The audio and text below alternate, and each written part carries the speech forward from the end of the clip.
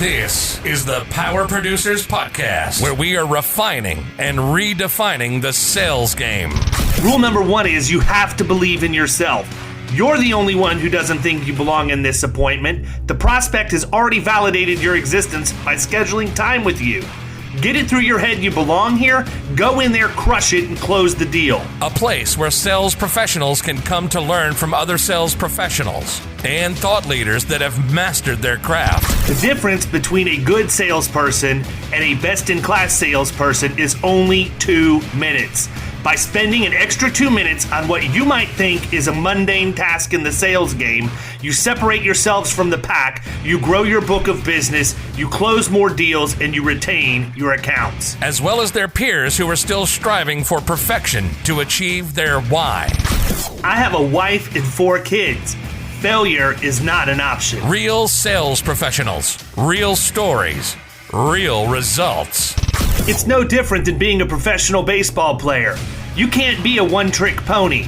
You have to be a 5-tool player in order to succeed in this game. This is the Power Producers Podcast, production redefined. Are you ready to feel the power? Hey everybody, welcome to the Power Producers Podcast, where we are refining and redefining the sales game today. Mr. Kyle Houck and I have Erik Garcia from Nolans on the call. Yeah. Erik, what's up, man? What's happening? It's New Orleans, man. You know, you can only say Nolans if you're like trying to rhyme in a song, but like just in general conversation. When I'm a rapper, I also use bap, bap, bap a lot. I noticed, like, do you rap? Yeah, just every now and again. But, I learned that from Mr. 305. He has a lot of sound effects that he uses because they rap with the prior verses. The 305, like as in Miami, 305? Yeah, Eric Code? Pitbull. Okay. Yeah, Mr. Worldwide. Oh, Pitbull. Yeah. Oh, my gosh. Yeah, it's funny. That guy's actually really successful outside of being a rapper. Like, he's a legit, like, investor, business guy. It's sort of mind-blowing, actually. Yeah, he's like the Kanye of rap or reggaeton. Yeah, I don't know. I'd like to see a celebrity death match between Pitbull and Kanye. That would be pretty cool. Like, just throw him in the tiny guy and go at it. He's short. Yeah, I feel like Pitbull would bring the streets and Kanye'd bring the crazy, so it'd actually be a really good fight. It'd be like a dance off, dude. Like it'd be like West Side Story. like West Side Story. Or Daddy's Home. Isn't that the movie with Will Ferrell and Mark Wahlberg where they're competing for the attention of the kids and they get to the dance and Mark Wahlberg is like, looks like he's getting ready to get in a fist fight with the other father at the dance and he ends up going into a dance off. Yeah. Classic. That's one of my best moves. Pitbull's Cuban. Yeah. Yeah, he's got that too. He's got that going. He's also more of like a pop star, not really a rapper, but didn't he used to have dreads when he first came up? No way. I think he did. If we Google image I'm data, looking that up right now. I don't think he was always bald, man. There was a rapper way back when, and I want to say they said it was Pitbull, and he had dreads when he first started. Anyhow, Erik, listen, man, we're not going to talk about. Oh my god, dude, he does. Yeah, see, he's got that's reggaeton. That's that reggaeton. That's probably that influence. Right. Dude, this is incredible. See, that's the kind of worthless knowledge I carry around in my head every day that allows me to relate to anybody at the point of sale. Yeah, dude, I don't even know what he looks like. He almost looks like Malibu's most wanted mixed with Sean Paul. Okay, that's awesome. That means absolutely nothing to me. Anyhow, Erik, listen, we got a lot to talk about. Why don't you start with telling everybody where you're from and kind of what you're doing now, and then we're going to dive in because there's a lot of meat. Yeah, man, I am from New Orleans, born and raised in the 504. I love it here, man. Like it's New Orleans is one of those cities. We refer to it as the northernmost port in the Caribbean. So if you look at New Orleans, as an American city, you'll be disappointed regularly because it's just it's like a kind of borderline third world country. But if you look at it as the northernmost port of a Caribbean city, you'll be pleased at every turn. I'll tell you what, man. I think New Orleans. It's been a while since I've been there, so I've not been there. It's been a really long time. I don't think I've been to New Orleans since Katrina, like since pre-Katrina.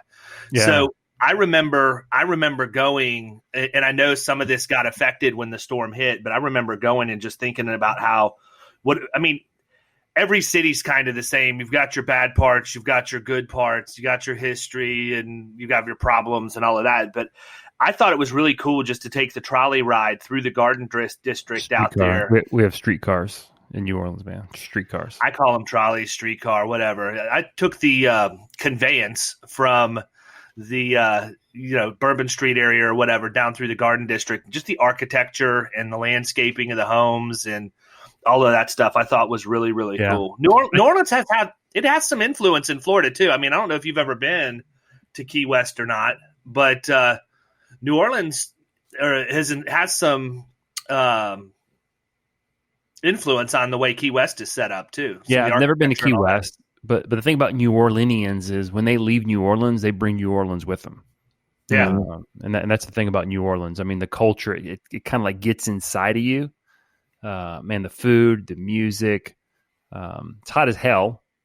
Hurricanes suck, but not a bad food scene by any stretch. Oh man, no man, the food's great. So anyway, so I'm from New Orleans, but I am born to Cuban parents. So like I get the best of like maybe the best of the two best food cultures in the entire world. I know that's a matter of opinion there, but man, I get New Orleans music, Cuban food, New Orleans food, and here I am. So I grew up in the insurance industry. My dad was a captive, still is actually. So I grew up in the industry here in New Orleans, and unlike most, probably early on, kind of the dream was I was always going to work with my dad and run his agency. I might be probably not the only one, but a few of the agents who knew that they were going to be an agent person, an insurance person at a very young age. But man, when I was in college, I started shifting more to the financial side, man. I had a couple experiences at the business school at Tulane with a couple of professors that I got really interested in the investment business. Long story short, ended up working with my dad, or actually I was a separate agent for a couple of years, and we joined forces. And then in 2004, I started handling all the life insurance and investment.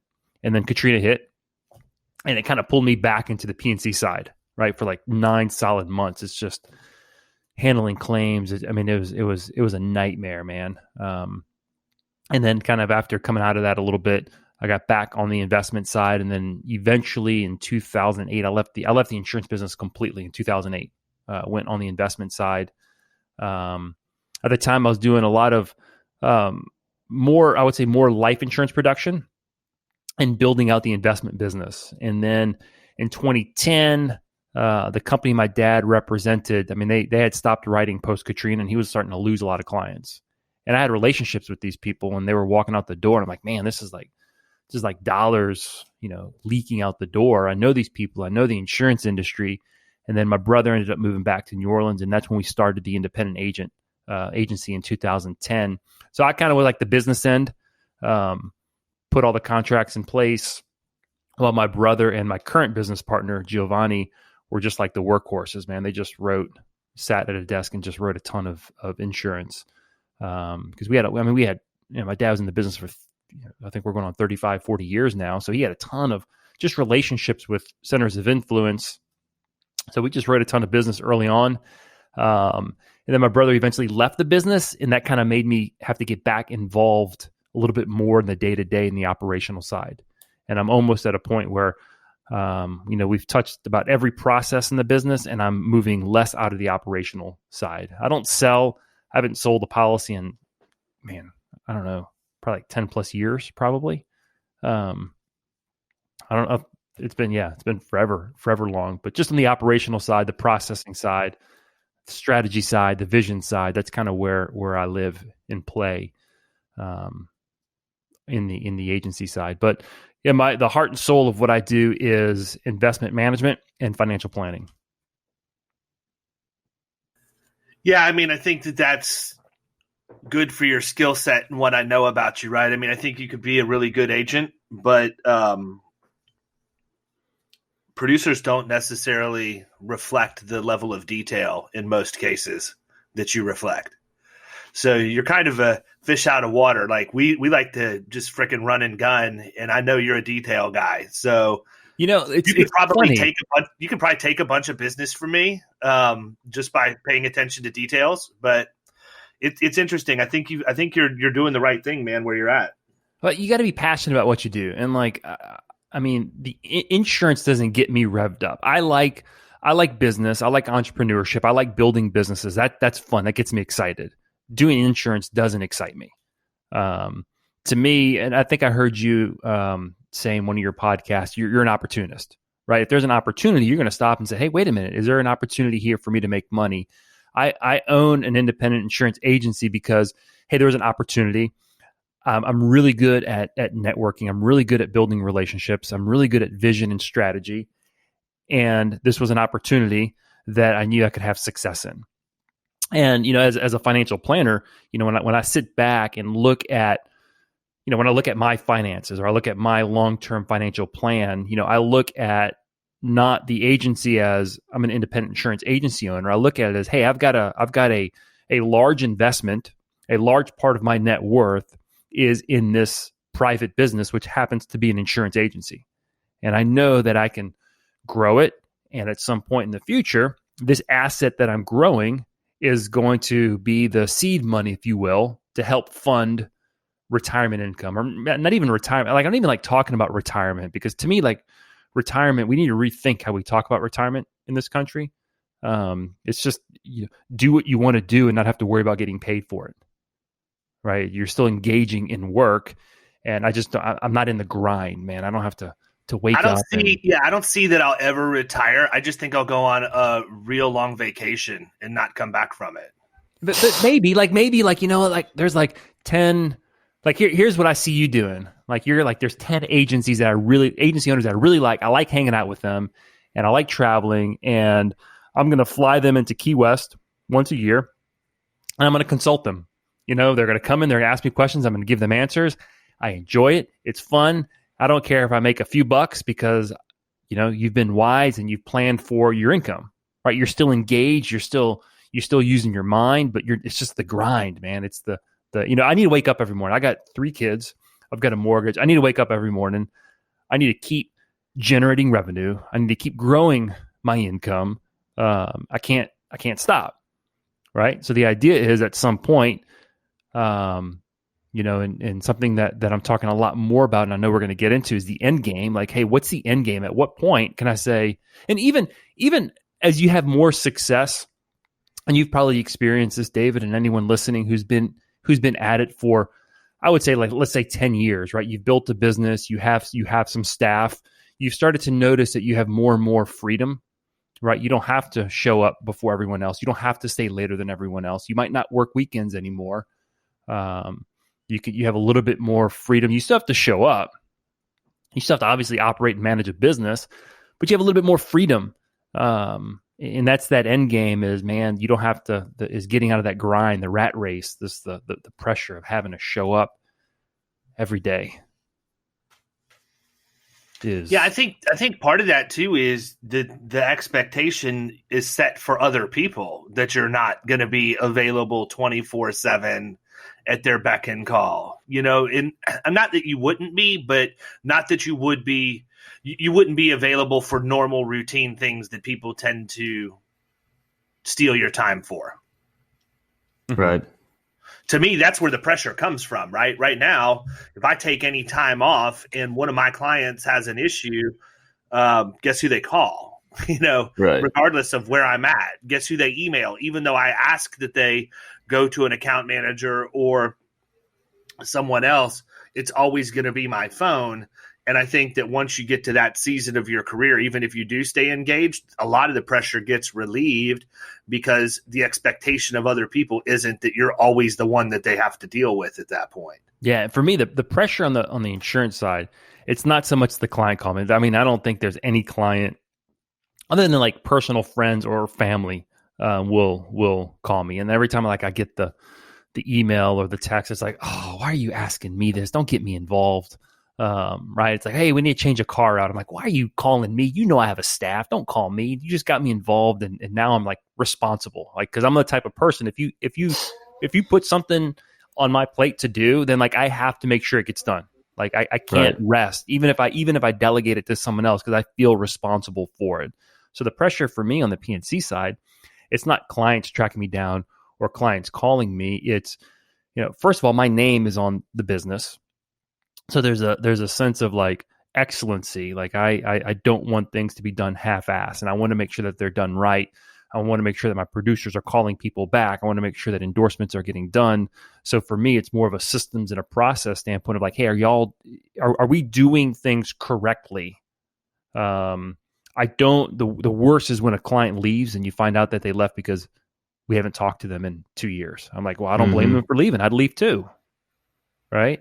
So that's the pressure for me is just knowing that I have ownership. A large part of my, long-term, finances is tied up in the business. I want it done right. I want it done with a high level of excellency. And I just want people to be treated well. Early on in my financial planning career, I worked with a business coach, and he would always talk about creating experiences so that people would talk about you behind your back positively. He goes, those are the type of clients and centers of influence that you want. So make sure you're investing in those people so they're talking positively about your back, behind your back, right? Not just in front of you, like, hey, this is my friend David. Oh, he's really good at what he does. Like, I want those people who I'm not there, and they're like, oh man, my financial advisor Erik, like the dude's baller, man. He's like he's on the ball. Like, he just called me up just to check in on my accounts, and man, when the market dropped, they made some moves for me, and it really protected me from the downside, and I can sleep at night, even though it's 2020 and who the hell knows what's going to happen next. Seriously.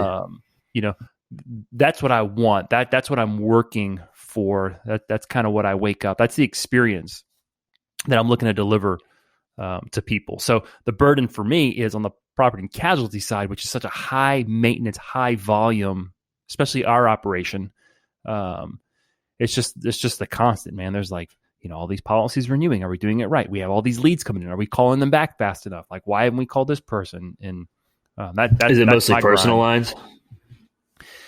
Yeah, our agency is traditionally been personal lines. However, my business partner Giovanni has just been crushing the commercial lately.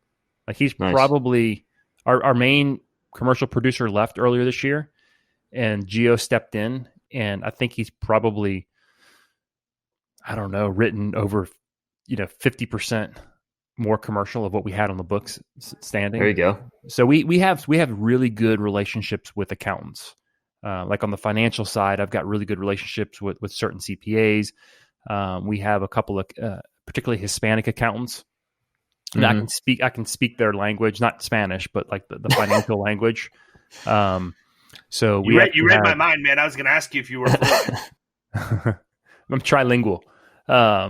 We have an office, like a satellite office in an accountant's office. Okay. So we have been getting, we have probably about 5 or 6 really good relationships with accountants. So we're starting to get a lot of their, I would say if there's a niche that we're in, it's Hispanic contractors. Gotcha. So we're starting to grow. We're starting to grow that. In fact, that was the one that Gio you had talked to Gio on, David, and kind of gave him a little bit of advice on that one. Still working on that one. That might be a 12-month runway. I think overall it's a $200,000 case. I mean that's an enormous case for us. So nice. So that's a good case for anybody, man. Yeah. I don't care who you are. For sure. I'll take it. I saw some of the stuff you sent over, and you talked about the financial piece. Let's talk about that for a second. What's the budget course? How did that come about? Why? Who's it for? What's the deal? Yeah, I think one thing real quick, let me set the table a little bit, because I asked Erik to be on here based on a very specific conversation he and I had regarding how agents and specifically agency owners approach their net worth and how they manage their assets. And I'm not surprised to find out that I'm in the majority, or at least a large number, who have 100% of our net worth tied up in our agencies right now. That's my retirement plan. I mean, if you want to talk about going all in, I'm all in, man. I either make it or I don't. And so when people wonder why I'm as intense as what I am, now you know. My entire legacy depends on me succeeding. And if I'm going to bet on anybody in the world, I'm going to bet on myself, obviously. But, I also think that leads to some problems. And, we had talked about that. So I just wanted everybody who wondered where we were going with this conversation as we start diving into this to realize, if you were wondering if you needed to hear this, chances are you probably do. Yeah, here's funny. You talk about having 100% of your net worth in your business, and if you're going to bet on anyone, you're going to bet on yourself. Here's a fascinating thing about risk. Okay, so in the insurance world, right, we're managing risk, and on the financial side, the biggest risk that I have to manage is stock market risk, right? If you're investing in the stock market, and there's different types of risk. You have individual company risk in the stock market. You have just kind of the systemic risk of the stock market in general, the financial systems. There's inflation risk, the risk of the dollar losing value, and all these things we have to manage. Okay. But the thing about risk is everyone's level of comfort with risk is different. All right. And what makes someone comfortable with one risk and someone less comfortable with another risk typically has to do with how much they know and understand about that risk, right? You bet on yourself because you understand what you do better than anybody. If I didn't know anything about insurance, I'd say, man, that guy's crazy. He's got 100% of all his eggs in one basket. He's got no diversification. There's no way I would have all my eggs in one basket, but you get it. I had a conversation with a commercial fisherman. This was probably like a year or two after the BP oil spill. I don't even remember what year that was. Maybe like in 2011, 10, 11? It's been 10 years, man. I think we just had the 10-year anniversary of it. So it might have been like 2010 or 2009. Crazy. So I'm meeting with this guy, commercial fisherman, okay? And we're talking about a retirement account. He was referred to me by an accountant, and we're talking about the stock market. And he's like, man, I don't want to touch the stock market, too much risk. I said, okay, what about it? He's like, man, I don't want to, 2008, everyone lost money, too much risk. I said, okay, cool. You're a commercial fisherman? Yeah. I said, all right, you have $100,000. All right. You can invest it in a brand new commercial fishing fleet in Southeast Louisiana, or we can invest it in a well-diversified investment portfolio. And I might have showed him a proposal or something. I said, which one are you more comfortable with? Man, he didn't hesitate. He said, man, a commercial fishing fleet. I said, okay, cool. Tell me, what are the obstacles or what are the challenges or what are the risks that as a commercial fisherman you face in Southeast Louisiana? And he kind of looked at me. I said, right, a storm can come through. Right, one storm could totally impact the breeding patterns of the fish that you're fishing. It could totally, crush their habitat. Right, now they're spawning out in Houston or in Galveston or in Texas, and they're not coming to our marshes. Or an oil spill, man, that could crush your business. And the point that I was driving home was, and I showed him a chart of the history of the stock market from a risk standpoint. There is way more risk in a commercial fishing operation than there is in the stock market, but he knew it. He was comfortable with it. And that's typical of business owners. We're comfortable with what we know. We know our businesses. And as a result, we tend to have a high concentration investment in one business. And we all know we should diversify. We all know we shouldn't have our eggs in one basket, but it's my business. I know it. So we look at that risk differently. So the conversation I had, real estate people are, and I had to learn early in my career, and I failed many times trying to talk to real estate people about investments, because typically real estate's the only way to invest. There's nothing else worth investing in. I'm like, really? Like, so you have all your real estate in New Orleans, and then like a storm comes through, and then what? Right? Like, where's the diversification there? Right? You have no one renting from you. Like, what's up? That's kind of risky, but they know it, they understand it, and they're comfortable with it. That's how risk works. So anyway, I digress.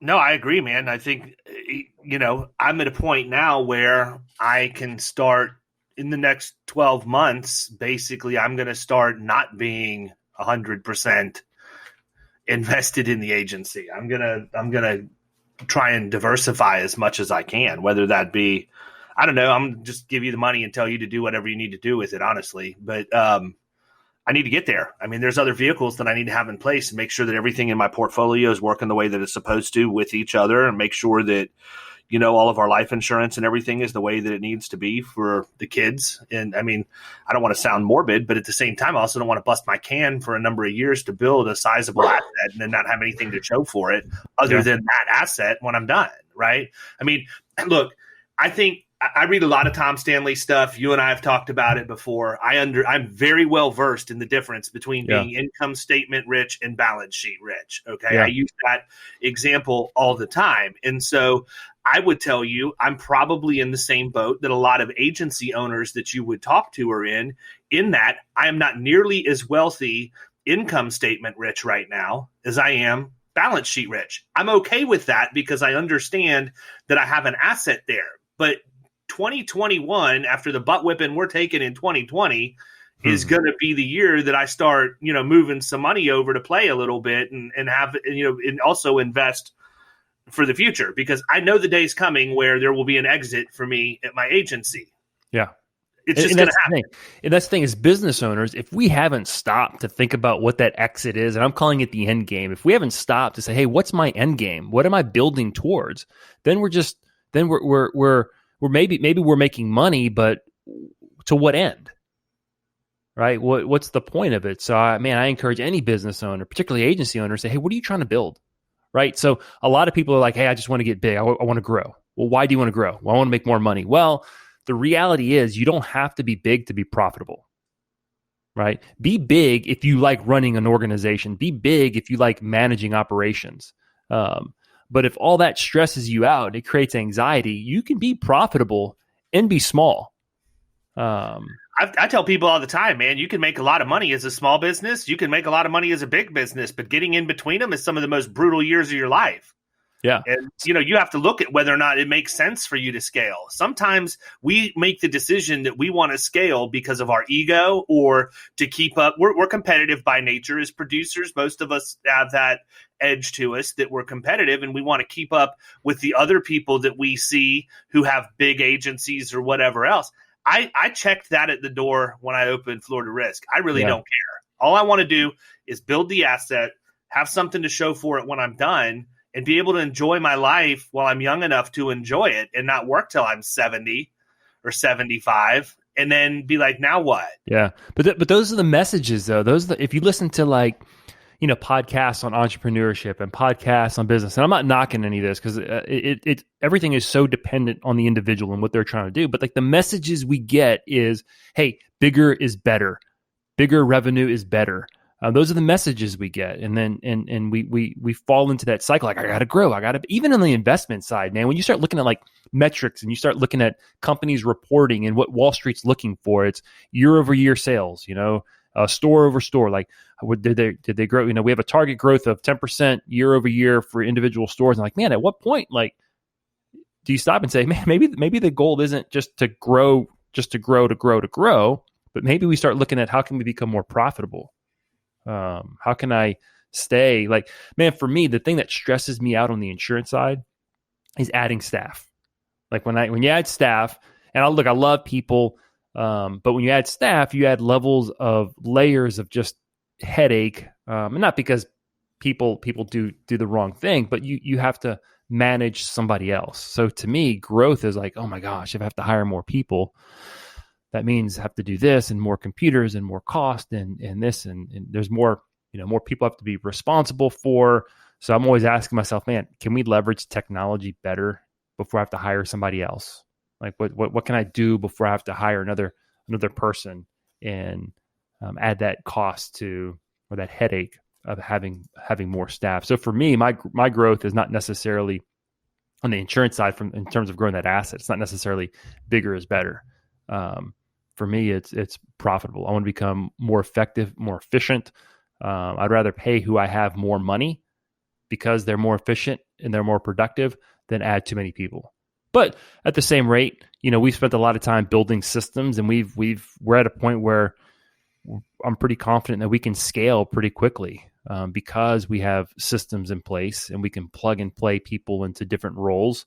We spent a lot of time building that out. And again, that's what I bring to the table. That's my strength, is like, I can stop and say, okay, what's the problem? What do we need to do to fix it?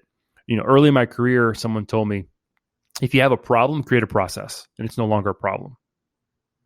Yeah, and you pretty much just stole what I was going to say, honestly, because if you have, the trick to scaling is really pretty simple. Have processes and procedures in place, number one.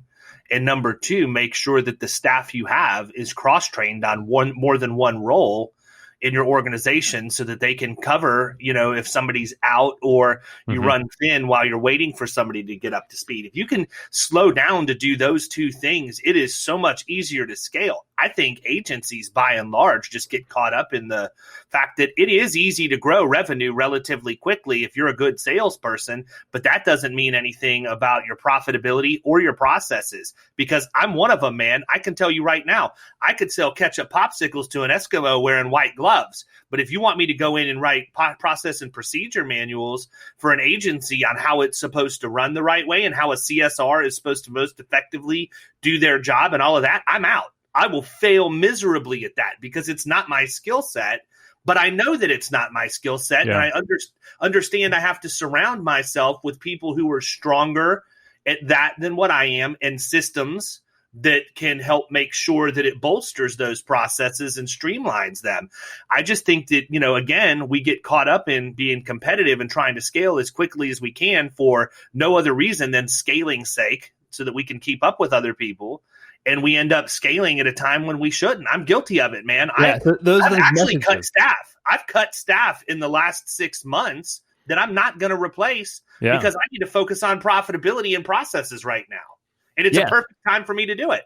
Yeah, man. And that's the thing. And that's where we have to stop as business owners, as agency owners, and say, hey, what am I building here?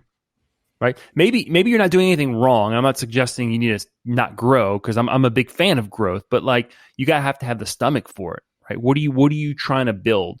In fact, when I have conversations with people, this is actually an exercise that I would do. And I think you talk about this in your book, about having like an advisory board or like a team of advisors. So years and years and years ago, me and actually my co-host on the Building Us podcast, we'll get to that a little bit later, him and then another good friend of ours, who's another business owner, we would get together, probably I would say dating back maybe 9 or 10 years from now. We'd get together every year. I put together a business plan or like a questionnaire, and we would work on our business plan. And then we would have one morning, kind of usually in December, and we would present our business plan to each other.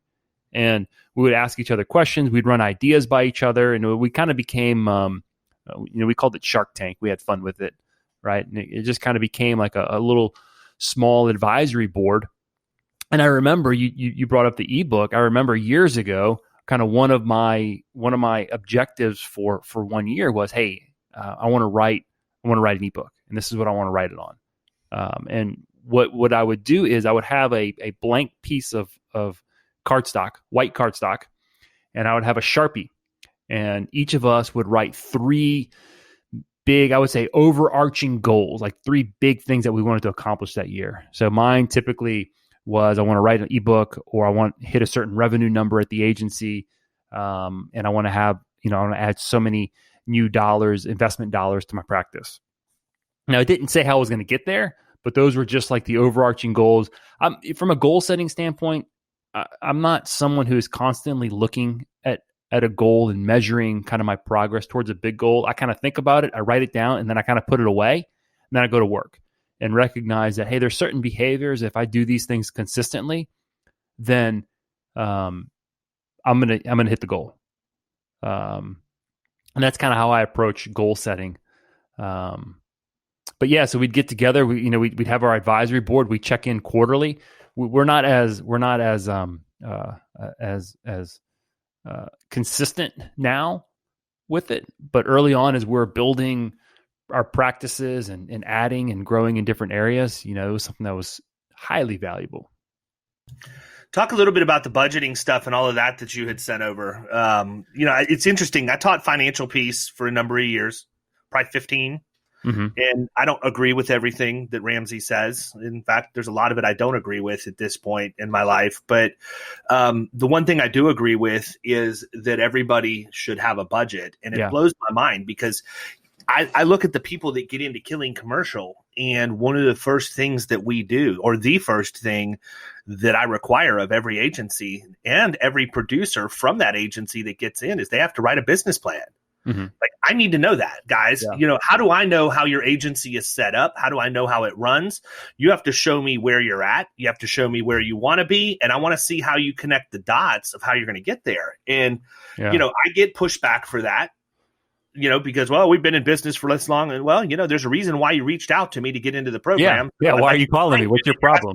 You're asking me for my advice and I'm giving it to you. If you don't want to hear it, then why did you sign up to be here? Love that. But, the other reason for it is there's really two reasons. Number one, I want the producers to think about a business plan instead of just giving me a goal, right? I have my producers do business plans every year. They're supposed to do a business plan and turn it into me, start at the end, work back to the beginning. I don't want to know what you're going to do. I want to know how you're going to do what you tell me you're going to achieve, because at the end of the day, I now have a much better chance of holding them accountable to the numbers, because they're their numbers. They're not mine. So budgets are no different, man. I mean, money is inanimate. Money has no emotion, nothing. It does what you tell it to do. And if you don't take the time to tell your money where you want it to go, by the time you get to the end of the month, you're going to wonder where it went. Yeah. That's just so basic, and yet nobody does it. It's pillar number one in my guide to managing your money wisely right there. It's know where your money is and where it's going. And the second one is plan where you want it to go. So budgeting. Typically most financial advisors aren't getting involved in budgeting. I mean, budgeting is it's meticulous, man. It can be super detail oriented. But I figured out early on that, like, people are coming to me, they want to invest for retirement, but they got no money, man. They got no free cash. They got no discretionary money to save for retirement, because as Americans, we overspend. We're in debt. So I start to realize, like, man, like, I gotta help people. And I'm not talking about, like, poor people, man. You talk about Tom Stanley, you go read his stuff. Like 69 or 70% of millionaires still budget, right? That's why they're millionaires. I mean, I hate to give everybody successful, go budget. Yeah, I hate to give everybody a news flash, but if you want to be a millionaire, go read The Millionaire Next Door or The Millionaire Mind, or Stop Pretending You're Rich and Live Like a Real Millionaire. It's basic. Stanley figured out the Dave Ramsey formula, right? He wrote the same book 3 different times. He just talked about it in different ways. Every book Ramsey has written is the same stuff. He just packages it differently and sells millions of copies of it as a result. But it's not a secret, man. These people have money because they know what to do with their money. Yeah. So I want you to put in the show notes. I'm going to send you the link. I actually interviewed on my podcast his daughter. She wrote The Next Millionaire Next Door. So she picked up on his research after he passed away. They were actually working on this book. But you look at characteristics of what millionaires claim to have made them successful. And here's the thing, I think the stat is in 2017, 80% of millionaires were first generation. So it wasn't that they inherited their money and became millionaires. It's they worked for it. But they talk about frugality and they talk about budgeting. The budgeting was something that I realized I needed to talk to people about it. It's kind of one of those hard things where to get involved with people's budgeting, it's really difficult. I mean, it's time consuming, man. It's a lot of people work. Don't want to talk about it. Like, people hear budget and they're like, oh man, now I'm not going to get to have any fun. Do you know why? Because it sucks. Because traditional budgeting sucks. Now, I'm going to say budgeting doesn't suck. Traditional budgeting sucks. Sitting down with a spreadsheet sucks.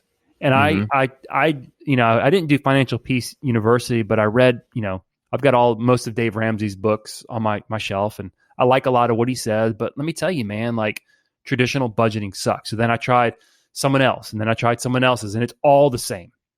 And I'm like, this doesn't work for me. That's not my personality. Dave, you talk about me being detail-oriented. I'm kind of detail-oriented in certain things, but my mind doesn't work like that. I can't sit down and track like every single dime that I spent.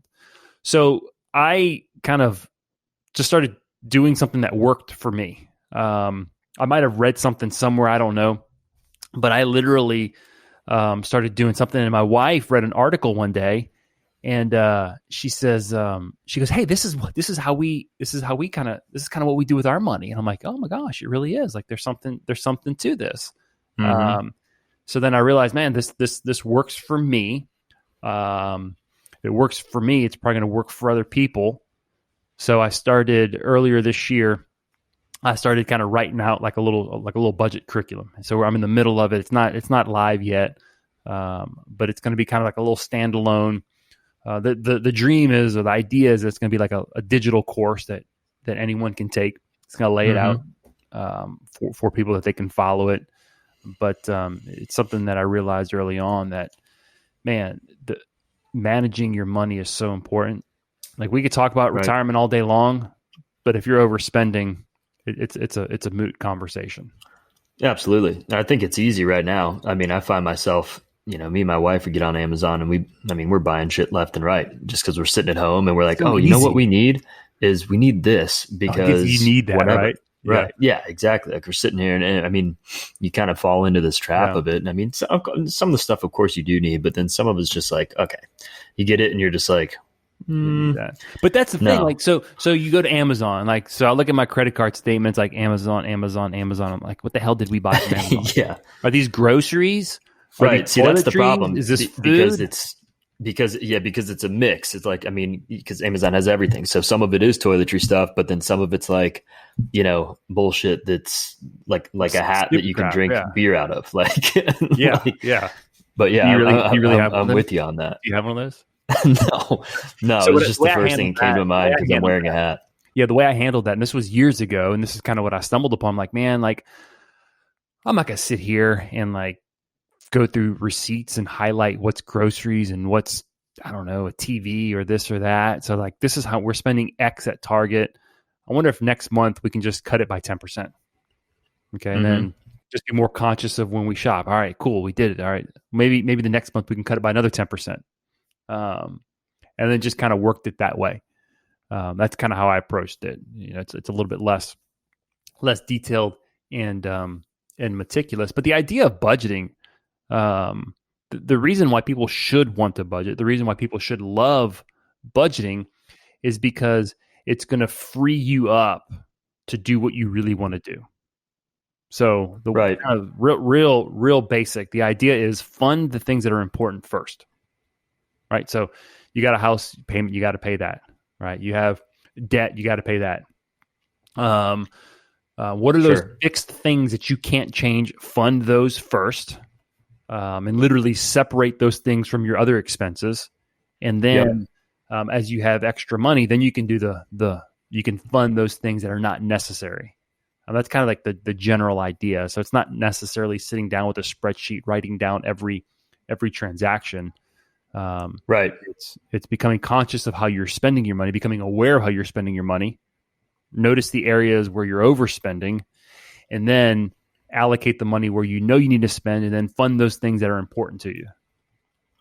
And then so that's a pretty good piece of advice. I mean, I totally agree with that. You got to start with those big rocks that you can't get rid of, and then go from there. What would be like, I don't know, without giving away your entire course or all of your secret sauce, what's like another tip that you could offer up to people who are trying to sit down and figure out either how to budget, or if they want to, or they're kind of at square one, I guess. Yeah, I would say a big thing. I'm a big believer in physically separating money that have separate purposes. Right? I think spending, kind of having one account can become very complicated for people.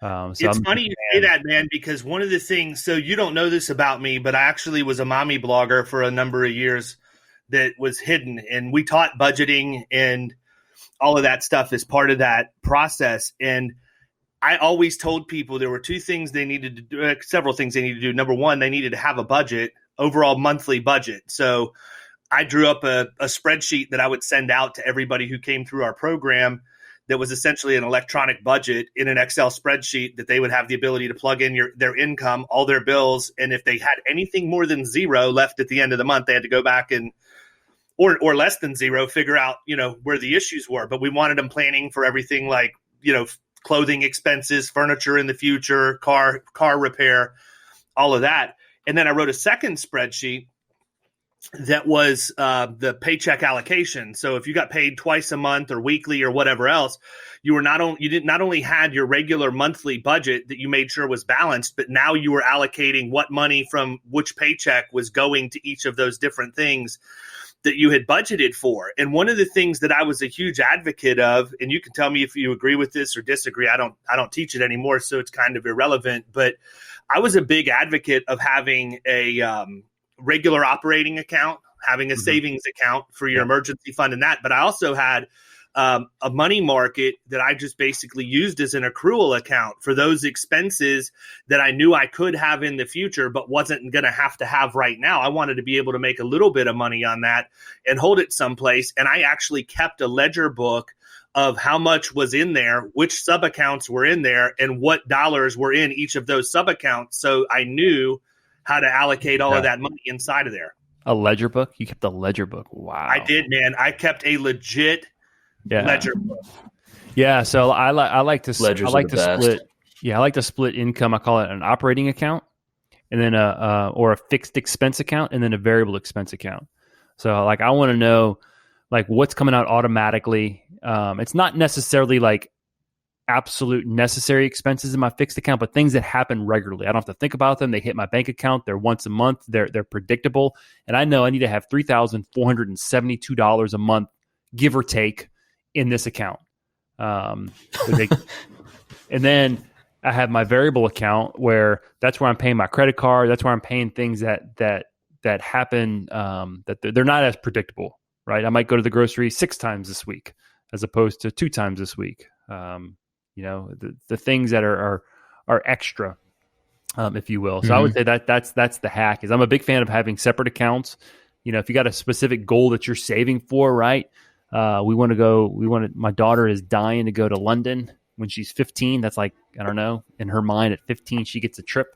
Whether it happens or not, I don't know. But we have a separate account, a separate savings account that we literally separate. The London account. It's the London account, man. Absolutely. So I would say, Cal, that'd be another hack. But budgeting is all about being intentional and purposeful, right? We think about it sometimes in our agencies.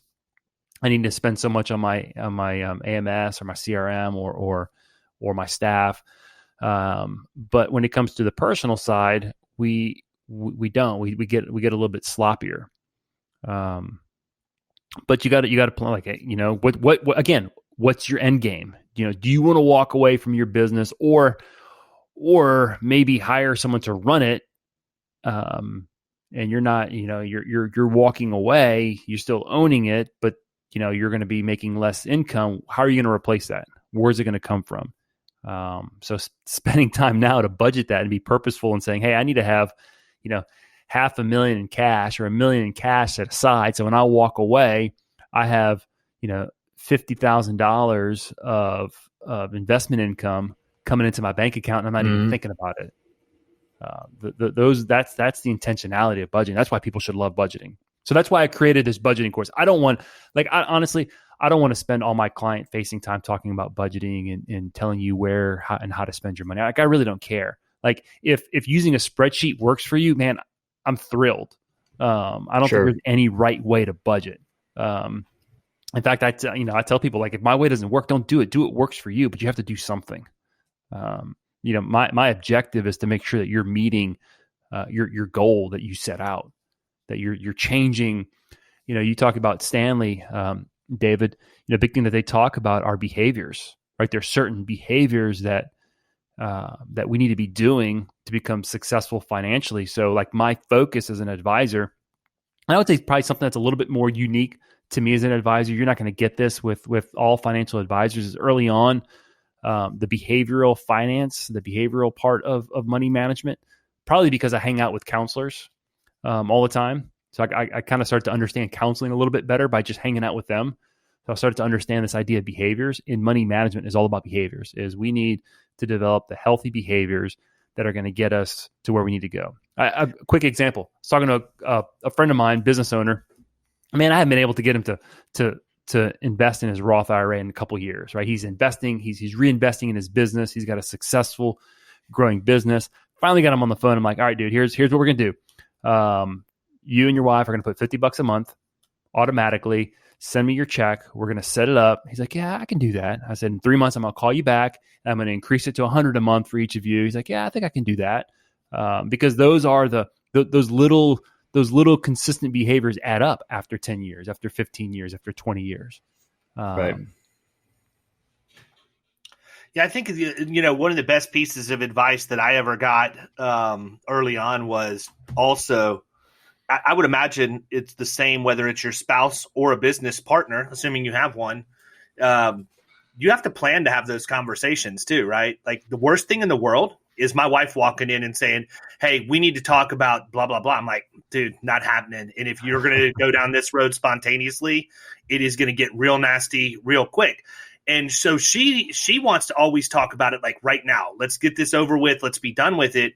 And she's finally conditioned to the point where she realizes it's probably not the best idea. Same thing holds true with household projects. If you have something you want me to do, give me a list. I'll work on it over the course of the week. Yeah. By the end of the week, everything will be done. But don't have me wake up on Saturday morning and say, hey, I need you to do this today. Sorry, you missed the planning window. I had already planned not to do that today. So yeah, it's funny. It's funny you bring this up. We just recorded a podcast.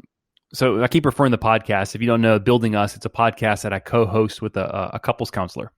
So we just dropped an episode. I think it's going to be published next week, or depending on when you hear this, it's probably already going to be published, on conversations to have with your spouse about money. So we talk about 4 different categories and questions that you can have just to kind of give you ideas on how to have these conversations about money. It's tough, man. I'm going to assume you did not have a Louis Vuitton category of talking to your spouse about money. No, Louis Vuitton did not come up. Shoes did not come up. Boats did not come up. But it's just questions. Some of the questions are kind of like, counselor type questions. Like, what is it that you fear most, right, when it comes to money? I mean, those are important questions, and I don't think that having it. Well, that's important to understand, because then not having it, well, that says why you're never home and working all the time, right? From a counselor standpoint. I'll leave that to Matt. I don't get into that. But like, you start to understand, and once you start to understand each other, there's some interesting stats on like money in relationships. So there's one that Matt likes to talk about. We did it. We presented to a group of counselors once, and the idea was we're going to talk about like the basics of money, because it's such an important part when couples get together and it can become problematic. So we were going to kind of give them some basics on money, that they could kind of decipher if maybe they needed to refer them out to a financial advisor or just those types of things. So Matt came across a stat that there is a high correlation for all the married people out there. There's a high correlation between money fights, right? Like how healthy do you and your spouse talk and treat money, to sex. So there's a reason to budget right there. There's a reason to have that conversation, David, with your wife. We budget 3 times a day at my house, as much as possible. Listen, I do want you to talk a little bit about the podcast. I mean, which you have been, you have been doing, but I do think it's a really good idea, right? Because to me, you guys have met the 2 components about financial health in a marriage that need to be met. You have a financial planner who's agnostic and objective in their view of your finances, and you have a counselor who can talk about the psychology behind it. I think everybody should listen to your podcast, knowing that. Agree. Because, seriously, man, there's so much stuff that's at our fingertips these days. We just have to, A, open it up and listen to it or read it, and then B, follow it. That's it. Listen to the podcast, people. This guy's going to give you an open book on how to not fight with your significant other about money. Period. We talk about like the scope of the podcast. Really, we talk about relationships and money, obviously, but related to that is entrepreneurship. So we just dropped 2 episodes with entrepreneurs and talked about building business. So this last one that just dropped was fantastic. I listened back to it and I'm like, man, this guy dropped some serious wisdom on work-life balance. Like, it's good stuff. So kind of our goal is we want to, I don't think anyone podcasts with the goal of providing bad information, but like, we really want to provide thoughtful information. If it's something that I wouldn't listen to, I don't want to publish it. And in fact, I was at a mastermind meeting 3 or 4 years ago, and I remember sitting talking to Joey Jangola about this idea that I had. I wanted to do this podcast. He's like, dude, just do it. Like, I felt like I was just going to be more noise. Like, there's just so much stuff out there. I didn't want to be another voice. I didn't want to be more noise. And then I guess COVID hit, and I'm like, let's do this, man. We have something to say. Let's do it. And we kind of pulled the trigger on it. It's kind of a result of sitting in my house without anything to do, really. I have plenty to do. I get it. I've basically redone my entire house. Yeah. I'm redoing my house right now. That's why you guys have to keep telling me you can't hear me, because I'm putting my mic on mute because I've got people banging around out on the porch and in the laundry room and all of that. And I'm working from home today because I had to be here to supervise. Yeah. Then I find out the reason why I had to be here to supervise is going to be the topic of my next money meeting with my wife, and why. I hope that goes well, David. Yeah, why specifically she had an 11 o'clock a.m. appointment at the Peloton store at International Mall when we already own a Peloton. So if she thinks she's bringing some noise into this household about a treadmill, she's out of luck. I know a really good couples counselor. We have zero issues, man. Zero issues with any of that. We do really well. Communication lines are open. Now that she understands how direct I am, that it's probably better to hit me and let me be direct when I'm expecting the conversation, than as opposed to getting the direct answer when I'm not expecting the conversation. That's usually not as pleasant. Yeah. So another thing that we're working on right now is and again, it'll be live by the time this publishes, is the agent endgame.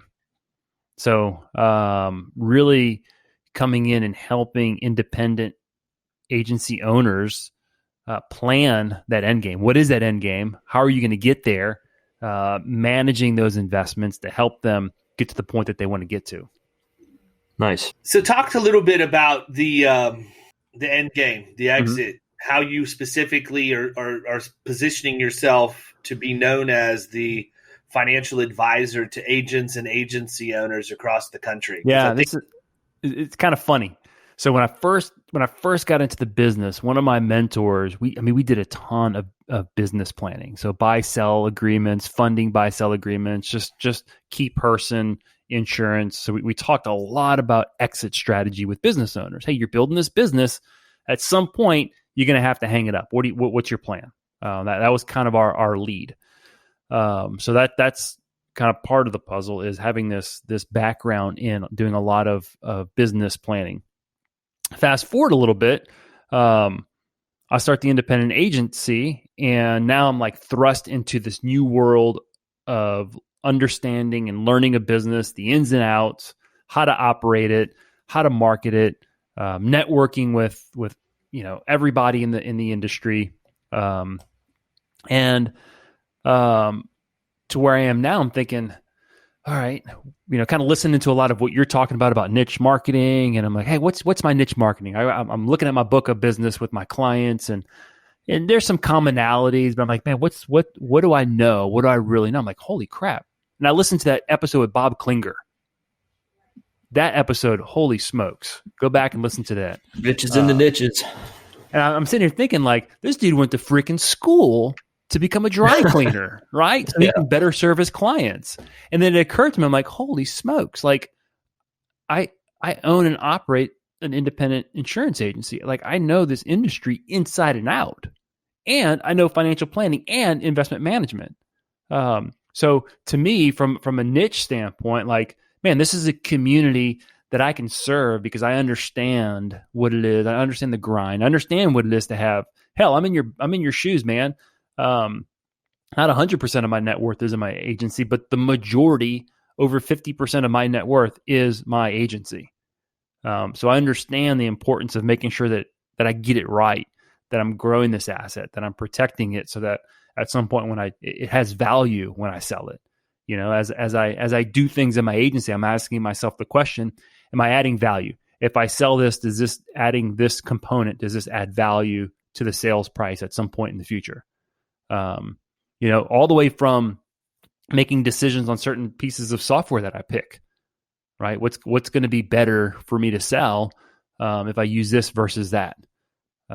So that's kind of what drove it. Honestly, listening to a lot of your stuff about the niches, listening to what Bob talked about, and recognizing like, holy smokes, man, this is a community of people that I know the obstacles, I know the pain points, I understand it, and as a financial advisor, man, I can serve this niche well. Yeah, I would agree, man. I mean, you obviously have the relationships and the contacts that are there. And I mean, again, you also have the trust because people see how you conduct yourself. And we see that in an environment where your guard's down, right? It's not, You're not selling other agents when you're hanging out with us, right? We were out in San Diego, sat around the fire, smoking some fine cigars that you brought with you, having normal conversation. And those are the activities that will breed people being willing to trust you with handling their money. It's not, hey, let me tell you what a great financial advisor I am and all the things I've done for my clients and the average return that I get on, 1, 3, 5, and 10 years or whatever, right? Mm-hmm. I could care less about any of that. I'm going to assume that part of it. My real question anytime I'm talking to anybody, and I really think it's the same thing that our clients are expecting when they talk to us is, do I trust this person, period? If you can't pass the trust test, the rest of it doesn't matter. Yeah. You say you don't care about those things. The important thing is I care about them. Those are important to me as an investment guy. Like those things that you just said are highly important to me.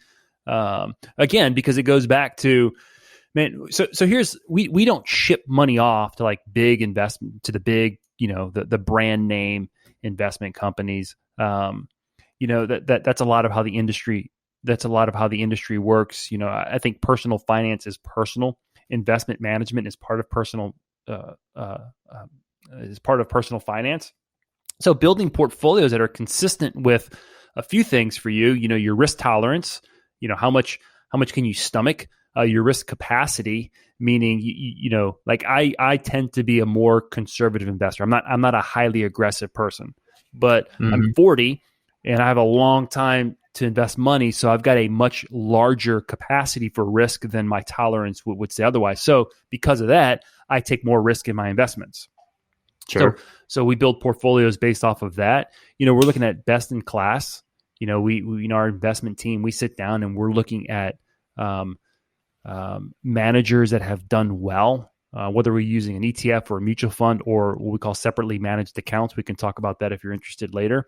But then on the flip side, if we're talking about non-retirement money, tax management is super important. Making sure that, you have high income, right? Then all of a sudden, if I'm buying and selling or hold a mutual fund that you have no control over capital gains, and then you get a 1099 and you have, $20,000 of short-term gains that's taxed as ordinary income, you're going to call me and be pissed. Yeah, absolutely. So those are all parts of from the investment management side. So those are the things that matter to me. They might not matter to David, but I think his point was he just assumes that all of those things, so he's not going to have to worry about them. That's how I took it at least. But yeah, well, we assume a lot. I mean, there's a lot of financial advisors out there, and true. I think sometimes, but David's right. Like I think anything, hiring. I told someone this the other day. Because we were talking about the investment space and there's different licenses that different people hold. I'm a certified financial planner, but I don't think that you have to, if you're not a certified financial planner, I don't think that means you're less than me. I don't think, I'm not one of those people who says you can only work with a certified financial planner. I think you have to work with someone who's got character, who's got integrity, and who knows their industry well. Sure. And if they're a certified financial planner, hey, that's a feather in the cap, icing on the cake. Right. Yeah, no, I agree with you. What's so you've been doing the podcast now since like the beginning of COVID, you said, what's been your biggest takeaway from that, or what's one thing that you've learned or biggest surprise, something along those lines? Oh, the biggest surprise. Good question. I would say maybe the thing that I've enjoyed most is, we brought on some guests, and it's just fun to hear other people's stories. Like, I'm one of those people who I love learning from other people. Mm-hmm. Like, I'll just be a sponge and I'll just listen to their stories. That's a lot of fun. But also what's been cool is, I've been trying to be intentional with this with certain guests, and when Matt brings on certain guests, it's always interesting because it's opening me up to different markets and to different people. So that's kind of been fun to see, to meet new people, and then to think like, okay, well, this is an influencer in their space. So man, I just reached however many people they're networked with potentially with the podcast. So we have a guest coming on sometime in September. It's an associate of Matt's, but they're bringing on a child psychologist as well. So this is kind of cool. Yeah. So, we're going to have another, it's going to be two counselors, a child psychologist, and a financial planner. So what's exciting is, man, who do they influence? Who's listening to them? Who's following them?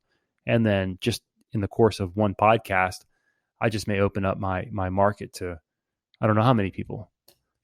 So that's kind of something that's exciting. Well, listen, man, here's what I found out about all of this. We've been going for a little over an hour, so we need to wrap up. I really feel like, we need to have like a series called the Garcia episodes or something like that, because an hour is just not enough time. We haven't even talked about food, man. I know. That's what's crazy. So you can take it to the bank. We'll run another episode when you're ready. But why don't you tell them in the meantime? I have a feeling a lot of people are going to want to reach out to you. Tell them where to find you. People, hold on. Time out. Let me go ahead and do this real quick. Do what you're going to do, Dave.